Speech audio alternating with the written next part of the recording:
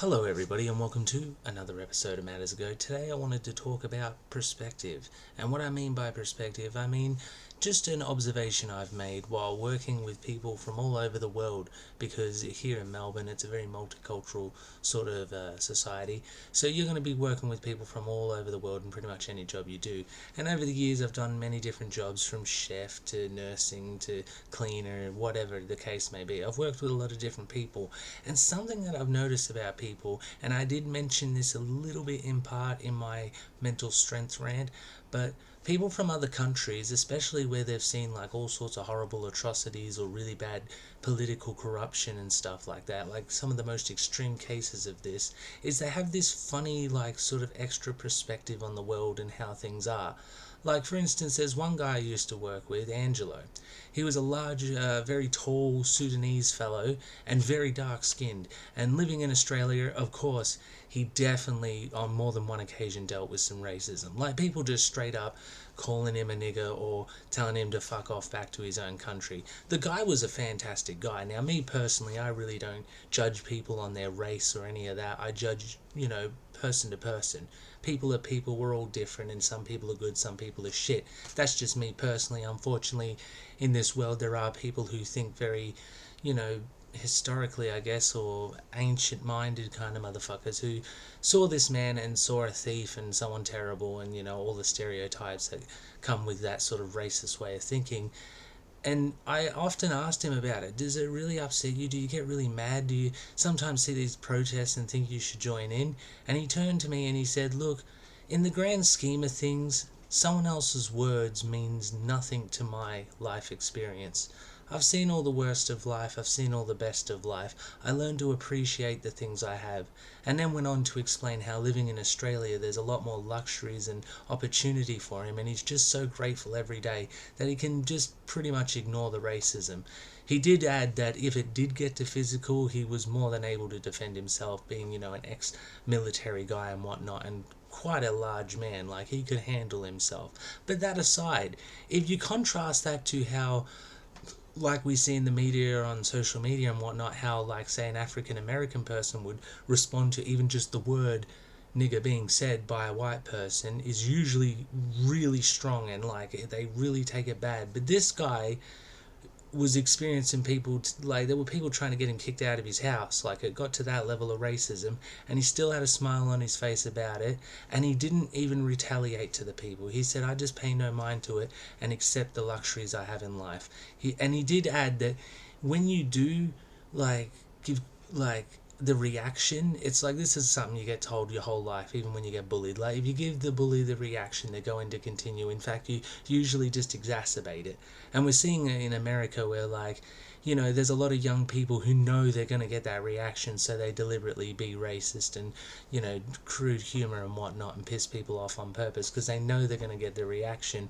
So it made me think, like, this guy, was kind of onto something. He's so busy on his own life and his own goals and his own happiness that he just pays no mind to all that shit. And there's another guy that I'm working with at the moment. He's from India. And he came from a wealthy family in India, but he did have to go through the slums and whatnot to get to uni and whatnot. And he's got some pretty fucked stories, seeing people get splattered by trains and working in a legal system that basically, because India is so overly populated, this is pretty much how it works. The judge will spend about 60 seconds per case, so people are loaded in, 60 seconds of deliberation, result, move on to the next one. If we can't get a result, you can keep coming back for the next 15 years until we eventually resolve it.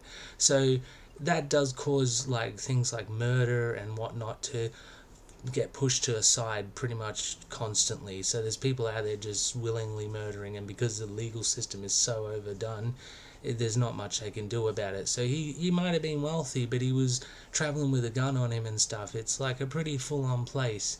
And he did say to me once, when I was complaining about some of the issues we're having here in Melbourne with, like, inflation and overpopulation and whatnot, he said, "Look, brother, in comparison to what I've seen in India, I'm so happy to be in this place." And that perspective has, like, basically put a shield around him, that there's so many things in our society that most of us Westerners will get our knickers in a knot about and get really upset about and protest and do all these things. But when you have this extra perspective of the worst of humanity, and I did mention this in part in my mental strength rant, it sort of gives you a perspective and a shield against those things to really worry about the bigger issues and your own happiness and your own goals and your own aspirations. When you spend your whole life worrying about what the next guy's thinking, that's time taken away from what you should be doing, from the goals that you want to reach, from the things you want to spend your time on. And look, in the extreme cases where people are out there like fucking trying to kill people and do all sorts of lynches and stuff like that, hey, look, we got law enforcement that should be taking care of that. This whole idea that we need to be so offended at any sort of thing against us is like so bred into us via our media. Like they're really just pushing that these things really matter, what people say really matters. At the end of the day, if I don't like what you say, I will stop listening to you.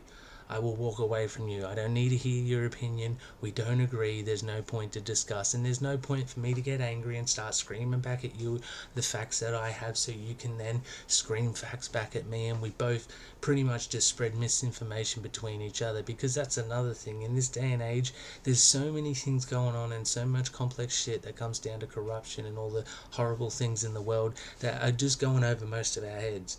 Most of us Westerners are too privileged to even be privy to that information of what's really going on. Like, we think this war in Ukraine and this with Russia is like just about a war between two countries, but there's all sorts of big money players in the background who are making these things happen and deliberately inciting these wars so they can make their profits. Same with the Palestine and Israeli thing. They've been fanning the flames of those two countries for years, and there's a lot of money and a lot at stake there, and that's why they're going to keep fanning the flames. And you kind of help them when you get there and you buy into it. The best kind of protest is to say, fuck the system, fuck your wars, fuck your greed. We want reason. That's the way to protest. This whole thing they're doing nowadays where they're drawing all these little battle lines so no one can be united. You know, if you're a man and a woman, you're different. If you're gay and you're straight, you're different. If you're trans and you're this, you're different. If you're this or you're that, you're different. You're different. You're different. You're all different. Don't get together. Don't unite. You can't possibly get along. And that's what they want. They want to split everyone up and have everyone paranoid and worried. When you're paranoid and worried, you don't get organized. You don't get like, you're not using the best of your ability to fight the things that are coming at you and fucking with your life. You know, there's a lot of deep thinking things that I'm like kind of glossing over with this issue. But the main thing is the whole perspective that these people have enlightened me to, that there's so much that we worry about that we shouldn't fucking worry about, and that in some cases worrying about it, we're actually making it worse. And sometimes they will deliberately, especially with the media, get us to worry about something while something more serious and more imminent and more harmful is actually going on in the background. And I see it a lot here in this country, in Australia, where they start out of nowhere just pushing this agenda that like there's an epidemic of women in domestic violence situations in Australia. That's been a thing for years. We've been asking you to do something about it, but how convenient that you bring it up just as you fuck over our energy systems with your dodgy renewable energy schemes and whatnot, and hiring a bunch of like fucking government workers that are not needed at all and are just wasting taxpayers' money with huge pensions attached to their employment and whatnot. There's all this going on over here, but women, yeah, that's been a thing we've all been talking about for ages. Why is it so important now? Oh, because you're doing that. You know what I mean? It's all kind of out there and obvious and in the open. It sounds like conspiracy theories, and I would say draw your own conclusions. You don't have to agree with no one. You really only have to prove it to yourself what really matters. Don't let anyone tell you what matters. Don't let other people say what you can and can't do. You draw your own conclusions with things. Have your own perspective. Use your own life. Because the thing is, when you have your own perspective and go your own way, sometimes you can accidentally enlighten other people. Another example with my Indian friend that I've been working with, another thing, I mentioned to him that on Twitter and a lot of social media there's been a lot of racist memes towards Indian people, a lot of ones talking about how they all eat poo, and this really poo obsessed kind of humour revolving around Indian people and their culture. And his response was fucking hilarious, because he said, well, let's be honest, some Indian people do need to hear that. There's a racist joke against these people, and he just makes a joke about it, laughs, and we move on with our day. You see what I mean? It's that perspective. When you know what really matters, you don't get worried about things that aren't really that important. And especially with like racism and stuff, we're giving these people too much of a platform, too much attention. You know, giving people attention should be reserved for things where it really matters. That's why I have my rant about these new streamers, because in my opinion, I just don't get it and don't think they really matter enough to be getting as famous as they do. And see, that's another just slight example of that perspective. I don't know. Kind of went off the rails with this rant, but you get what I mean. Main point, work on your perspective, draw your own conclusions, use your own mind. It's kind of the message that I'm preaching a lot these days. But anyway, that was another episode of Mad as a Goat. I appreciate you watching. I'll see you next time.